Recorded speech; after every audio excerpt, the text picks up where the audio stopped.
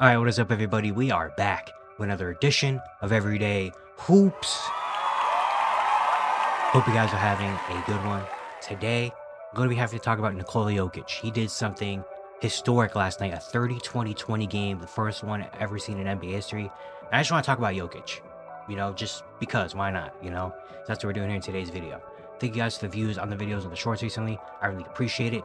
If you do like the content around here, consider subscribing, liking, turn notifications, do all stuff like that. I'd really appreciate it. Really upset a lot. We're on the road to 1,000 subscribers, getting closer and closer as the days go on. So hitting subscribe, liking, turn notifications, it will do a whole lot. We really appreciate it. Link to my Twitter and all that stuff down in the description below. And yeah, don't waste any more of your time. Let's get right into it. So Nikola Jokic, last night he did something absolutely historic against the Phoenix Suns in overtime. He finished with a stat line of 31 points, 21 rebounds, and 22 assists. The first person in NBA history to have a 30-20-20 game. We've seen 30-20-10. We've seen 30-20-15 by Jokic. We've seen 20-20-20. We've never seen 30-20 and 20. One of the most insane stat lines ever. Just the thinking about that stat line is just nuts. Like getting 30 points in a game. Well, some people it's easy, for some people it's not. Getting 20 rebounds, not something we see too often, but it happens. 20 assists, same. Not something that happens too often, but when you see it happen, you're like, oh shoot, that's crazy.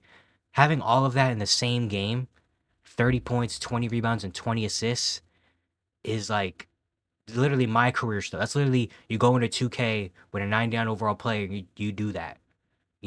Like you don't do that. You don't see that in the NBA where someone just comes out and gets 30, 20, 20. Even like 30, 20, 10 game, a 20, 20, 20 game is hard to do. Westbrook did it a couple years ago, but it's like all that in the same game is just unthinkable, and he was just masterful in that game against the Suns. That little hook shot in the inside is killer. I think he had a big 3-pointer as well in this game. Shout out to his teammates as well. Obviously, Christian Brown hit some big shots. Michael Porter Jr. had that dunk to kind of get the 20 assists. Aaron Gordon hit a couple threes early on. Jamal Murray was hitting his shots. Like, Westbrook had a really good game. And of course, the rebounding just comes naturally with him. He has probably some of the best hands in the league when it comes to, tipping the ball to himself, whether it comes to, scoring in the interior with soft touch. Like, he just has some of the best hands ever. And they get the win. Obviously, a really good win against a Suns team that was on the comeback. Christian Brown had that big three, and then Kevin Durant comes back, hits that overtime, or sends it to overtime with that corner three, and you're like, dang. And the Nuggets come out in overtime and just say, okay, we're not letting this one slip away with a really good win. But Nikola Jokic, I mean, that game last night was masterful. First 30-20-20 game. Still crazy to think about 30, 20, and 20. Like, it's insane to think about. And on the entirety of the year, I mean, he's giving you career high in points per game. He's having a career year right now. He's having a career year. When he just won 3 of the last 4 MVPs. Yet this year he's putting on a insane performance. He's having a career year in terms of career high in points per game, career high in rebounds per game, career high in assists per game, career high in steals, career high in 3-point percentage. I mean, 29, 13, and 10 with almost 2 steals on 57, 44, 81 shooting splits. That is a ridiculous stat line. Like, in terms of NBA history, this might be one of the craziest stat lines in terms of like season averages ever. I mean, 29, 13, and 10.5 on really good efficiency is like that's monster, especially for a big man, for a center. Like, those are monstrous type numbers. And it's really interesting because you think about this year, Shai Gilgeous-Alexander is leading the MVP race right now. Like, if I had a vote, it would go to Shai. The Thunder have been the best team in the league for the season, one of the best teams in the league. Shai has been one of the best players. Shai has been just having insane performances, but it's really hard to kind of omit Nikola Jokic from that because right now it's between Shai and Jokic. It's a Shai and Jokic race right now. But we still have a month and a half-ish left to go. That definitely could change. Jokic could come back and win another one, obviously. But it's insane to think that the consensus right now around the league is that Shai is going to win MVP, even though we have Jokic doing this. Jokic is averaging 29, 13, and 10. If he finishes like this, I think he'll be the first player in NBA history to be top 3 in points, rebounds, and assists in a season. Averaging a triple-double, the third player ever to average a triple-double. I mean, he's done so many other first 30-20-20 game. He's had so many other historic feats this season, and it's insane to think that he's doing all this, yet we all as consensus think he's not going to win MVP. And I'm a part of that too. I'm not omitting myself from that. Obviously, right now, if I had a vote, my vote would go to Shea Gilgeous-Alexander. But I don't know. It's hard to talk. It's hard to like really think that we're seeing a player like this do things like this. Like it's crazy to think that we have a guy doing the things that Nikola Jokic is doing right now. Like he is the best basketball player in the world, and there's not really a close second right now. Like Shea is really good, Giannis is really good, Luka is really good, Joel Embiid when he's healthy is really good.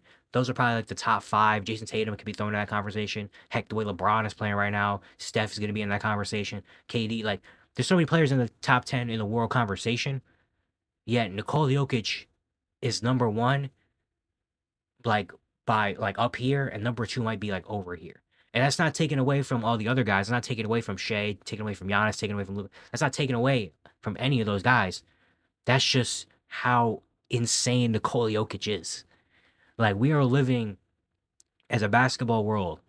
We are watching and living in a time where we're seeing one of the top players ever, you know, and one of the most probably unexpected top players ever. Like I think a lot of the kind of craziness and the wow factor from Jokic is that no one expected him to be this good. I mean, he was the 41st overall pick. He was drafted during a Taco Bell commercial. If he could just stay in the league for like 10, 15 years, that would be fine.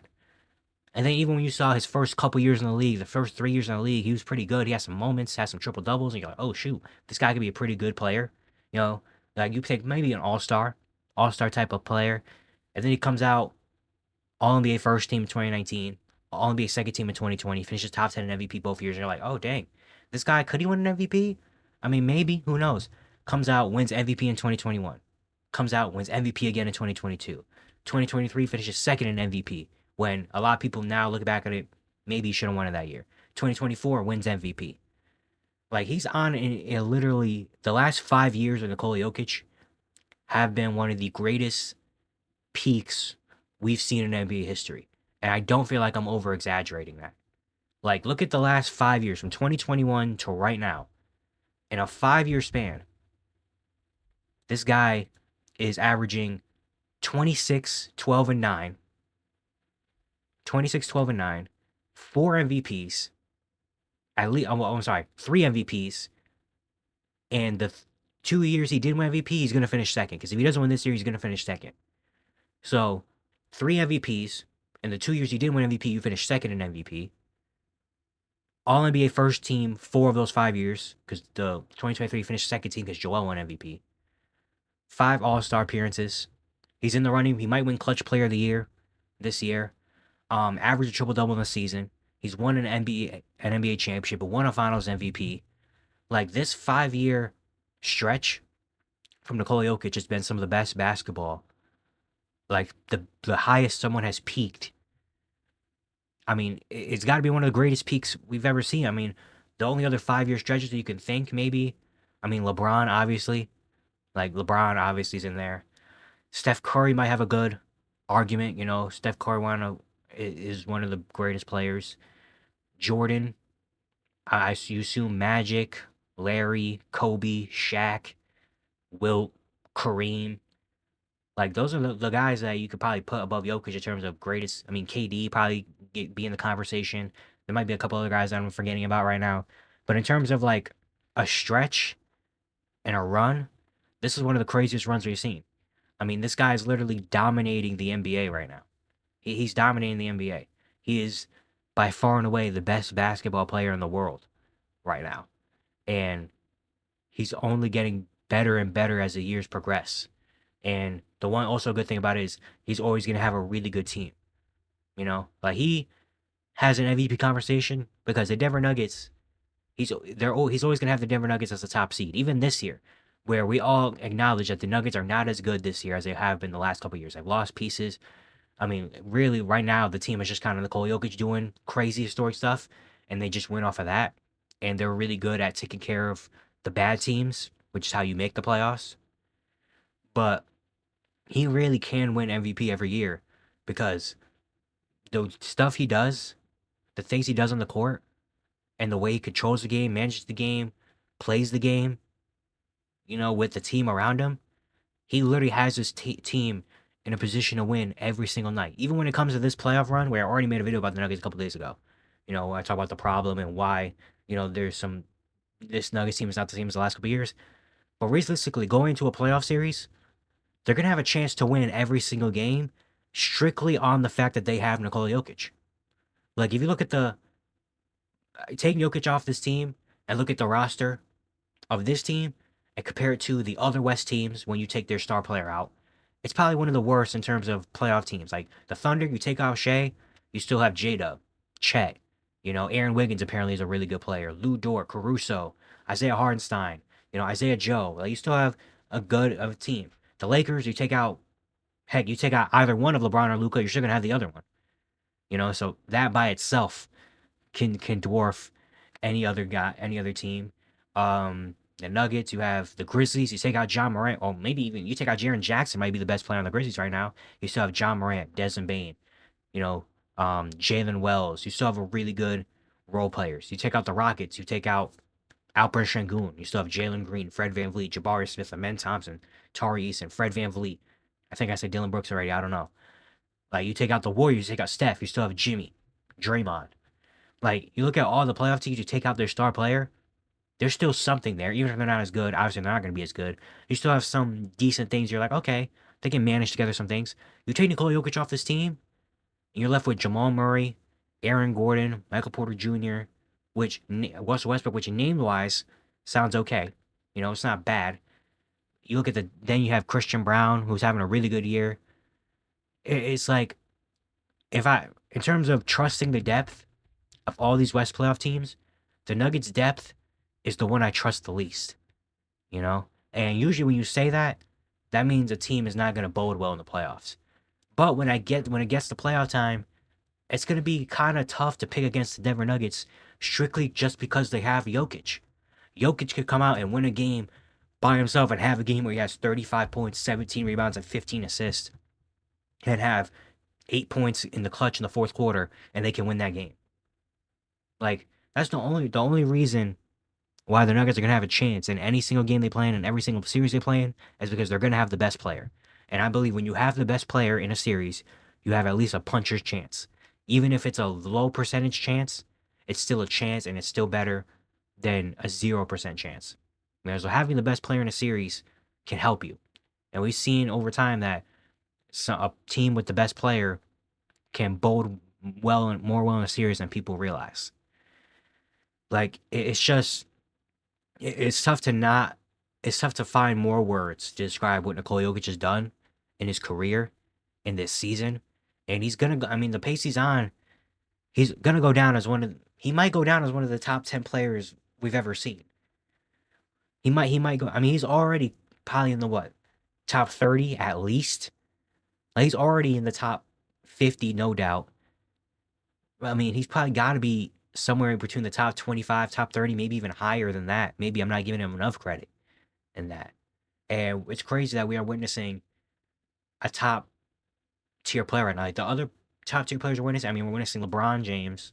We're witnessing Steph Curry. We're witnessing Kevin Durant.